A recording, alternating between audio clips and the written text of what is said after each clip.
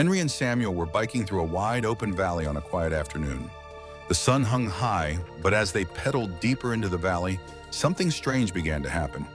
The sunlight dimmed unnaturally fast, as if a shadow had crept across the sky. Confused, they looked around and spotted an old crooked sign by the roadside, half buried in weeds.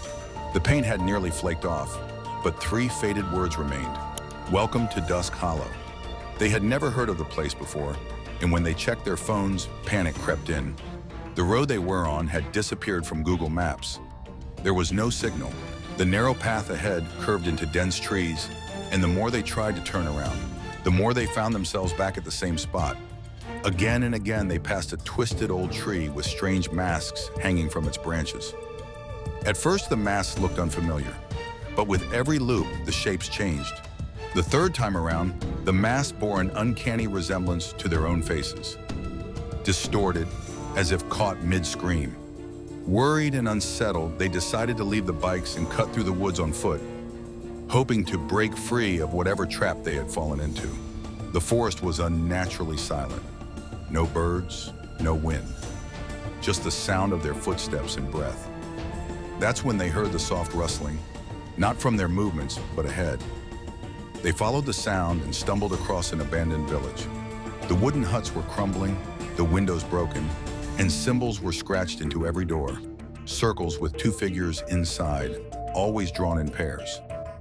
In the middle of the village stood a ruined shrine, half swallowed by ivy. Its stone walls were carved with faces, hundreds of them, but 2 were freshly etched. Henry leaned closer and his breath caught in his throat.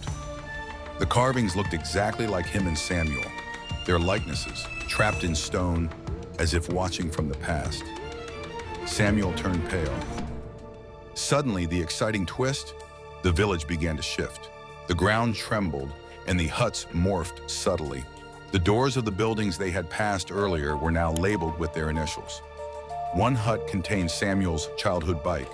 Another had a school book with Henry's handwriting. The valley wasn't just trapping them, it was recreating their memories, building a twisted mirror version of their lives. And every item, every echo of the past, made it harder to tell what was real. They ran, trying to escape the shrine, but found themselves circling it again and again, no matter the direction. Henry started to call Samuel by name, but Samuel turned, confused, and asked, "Who's that?" His face was changing, blurring like the masks on the tree. The valley was feeding on him first. It wanted them to forget so it could become them. In the final moments, Henry realized the terrible truth. Dusk Hollow is not a place. It's a living memory trap, a parasite that lures in travelers, copies their identities, and erases the originals. He looked at his own hands, fading, transparent. Behind him, 2 fresh masks swayed from the tree, perfect likenesses of Henry and Samuel, now part of the valley's collection, waiting for the next travelers to arrive.